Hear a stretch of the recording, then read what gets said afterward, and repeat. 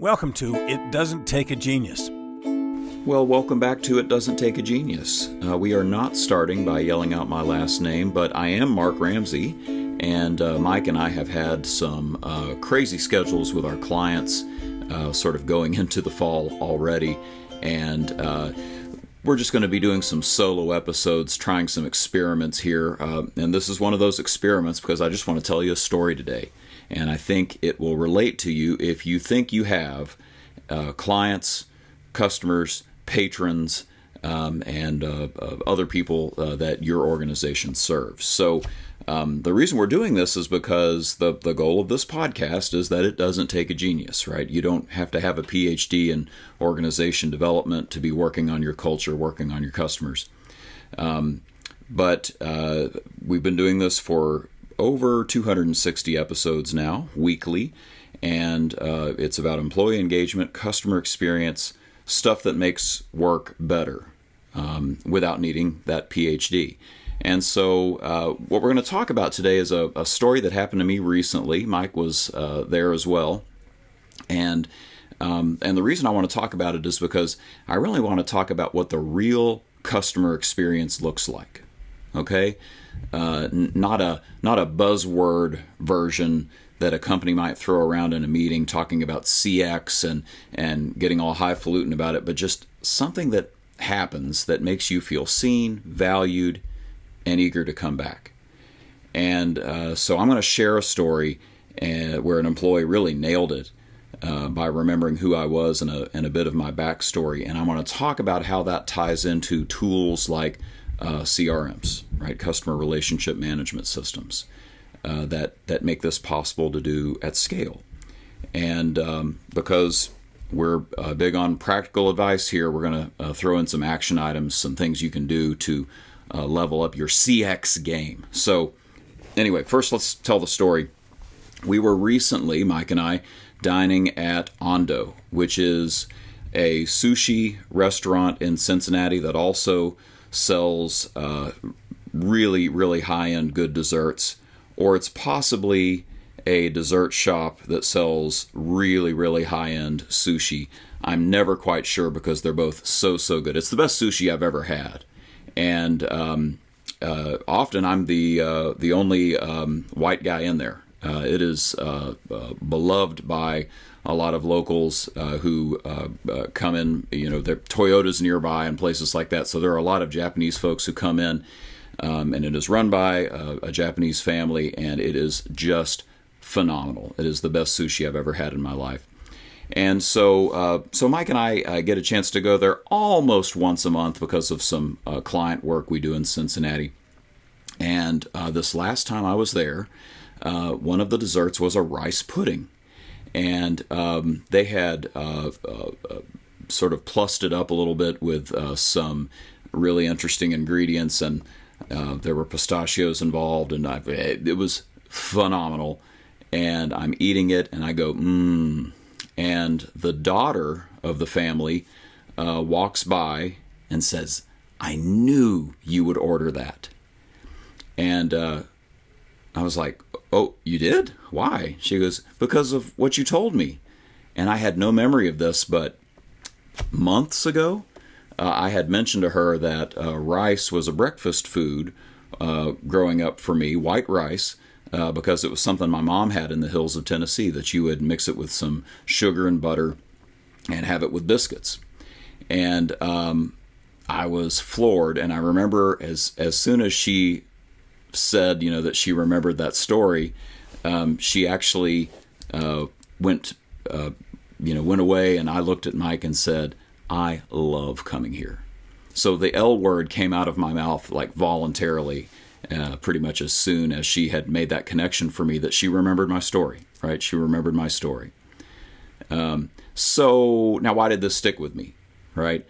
We live in a world of chatbots, of email blasts, and this was not that. This was a human being connecting with another human being, right? It showed me that she, or perhaps the system behind her, maybe they're really sophisticated and they keep records of this kind of thing, actually cared enough to remember, right? That's real customer experience. It's not a discount because of a loyalty card. It's not some flashy perk. It's about building a connection that makes the customer feel like they're not just a number. And the research shows that this kind of personalized experience can boost customer loyalty, and not just loyalty, but advocacy, right? These are people who don't just say, I'm coming back, but they say, can I tell my friends? Can I tell my neighbors? Can I fill out a Google review? Can I wear your logo on my hat? Right? All those things. And it worked. I just remember leaving thinking, this is why I stick with this place. This place is so good, right? So here's the thing. Remembering some details like that might happen naturally in a small business or a local spot, but hey, how do you scale that up to a company with thousands of customers, tens of thousands of customers perhaps, right? And that's where a CRM really can come in. In the early days of using a CRM, one of the things that I would say to my clients was, you've always wanted a personal secretary. Guess what? You have one now, right? It's a centralized database that tracks all your customer interactions, and it could track their preferences, right? It can track their history, past purchases, notes on conversations that I've had with that particular customer. I can put all of that into the CRM. Some of it's automated, some of it's not. And maybe in my example, right, the daughter of this family that owns the restaurant, maybe she did pull up a profile and get a quick note about my rice from my childhood, my breakfast rice, and boom, right, instant personalization if she did that. So CRMs are not just a database. It should be the thing that you keep going to personalize the experience. They let teams share info seamlessly so that whoever is helping that customer this time around, that client, that patron, it's like picking up the conversation right where it left off, right? So for instance, if you're in sales or service, a CRM can flag details like maybe a customer's birthday, or maybe something more serious like a pain point that they've had, or a preferred way of communicating. Right? They prefer text over emails because they work in a factory and they aren't able to take a call to find out how their car, made it through the inspection at the service department, for instance. And that's sort of what happened to me, right? Is without a CRM, that memory would fade, but with the CRM, the rice pudding thing could be mentioned 3 years from now, right? It's captured, it's actionable. It's something that I can use in my next interaction with a client. So companies using CRMs effectively see improvements in customer satisfaction and retention because they deliver, consistently tailored experiences, right? So I hope it's key that, or clear that what I'm talking about here is the fact that this is a tool, right? To really use them, there are some things you have to do, and by the way, it doesn't have to be that your company buys a big fancy CRM system. You don't have to have Salesforce or what's another one? Well, let's talk about Salesforce because that's the big dog. But I use things like Apple Notes. I used to use Evernote because Evernote had the ability to tag a note and have it get a reminder tied to it. So I could say a month from now, remind me about this note, and I could use that as my follow-up system. But at any rate, the tool doesn't matter. It could be small, it could be large, it could be a set of index cards. But there are some things that you probably want to do. Let me give you 5 actionable items and we'll close out. So first, build a customer-centric culture from the top down. All right. So every team member, executives to frontline staff, they prioritize the customer in decisions. You can do this, by the way, by sharing bright spots. Share some success stories like the one I shared in a team meeting. Right. A little bit of inspiration. The leaders ought to be modeling it. Right. We're setting a culture. Right. Culture trickles downhill. Culture is what you allow. So you want to allow these kinds of personalized moments to be really recognized so that it becomes clear that this is how we do things around here. Second, this is a heavier lift, but map out the customer journey. Now, this came up recently with a client, and I want to be clear that I'm saying the customer journey, not the map of the process. All right, the process is the steps you take the customer through. What I'm talking about is the journey that the customer goes on themselves, right? It probably starts long before they hit your door. It involves maybe some marketing, some signage, some branding, and it carries through to every interaction that they have with you, including the person cleaning the lot that they pass on their way out of the parking lot.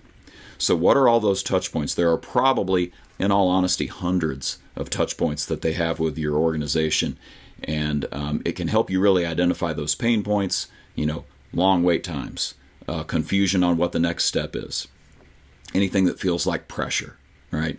And figure out ways to enhance that. Third thing, and this is tying back into that customer journey, leverage the feedback loops, right? After any customer interaction, ask for some input, right? Maybe it's a survey, a quick poll. Maybe it's the way our friend Ed Alosi does it. He basically just says you ought to stop, look the other person in the eye and say, how did we do today, right? Analyze all that feedback, refine your approach. For example, if the feedback shows customers want faster responses, then maybe you need to start integrating chat tools or some sort of online system for texting. You can keep evolving what you're doing. Fourth, this is a big one. If you are using your CRM because you have to, maybe you have a parent organization that requires it, and you're checking some boxes, it's going to be really tempted to let a lot of garbage into your system. If you have a pay plan that really prioritizes who got that customer into the CRM, there will be a temptation to have double entries on that same customer. You're going to have to prioritize data quality and privacy in your CRM. You don't want garbage in because then you'll have garbage out. It'll be outdated. It'll be inaccurate. It'll be doubled up. All the personalization is gone when you do that. And by the way, there are privacy regulations that are going to make this even harder. So you got to be really transparent about the data you use. That's a conversation for another podcast, I think. And then fifth, invest in employee training and adoption, right? You've got to help this is sort of circling back to talking about culture, but your team needs to know how to use a CRM effectively or whatever tool you're using. How to pull those insights out to make their interactions better, really making use of it instead of just checking the box. When employees are empowered, they create moments like the one I had, right? They turn something that was transactional into relational. So just wrapping all this up, real customer experience boils down to making people feel remembered and valued, just like I did at Ando Sushi. CRMs can supercharge that by capturing those details that matter, but you really need to pair those with some of the best practices I talked about so it becomes relational and a thing that really increases loyalty and advocacy. So if you're leading a team, start small. Audit your CRM usage this week. Share a personal experience story in your next huddle. It doesn't take a genius, right, to make this kind of customer interaction happen, but it does take some intentionality. So, thanks for tuning in. If this resonated with you, please drop us a review on Apple, Spotify, Amazon, Podbean, wherever you happen to be picking us up. And check out our site at hipsocket.net/podcast for more episodes. Mike and I will be back at a future date. But until then, we hope that all of our listeners, both of you, have a great time. Take care. So go ahead and tweet that, or share it any other way you want. As always, there are no rights reserved, no trademarks, no copyrights. Share it if you want to. And join us next time on It Doesn't Take a Genius. That's good.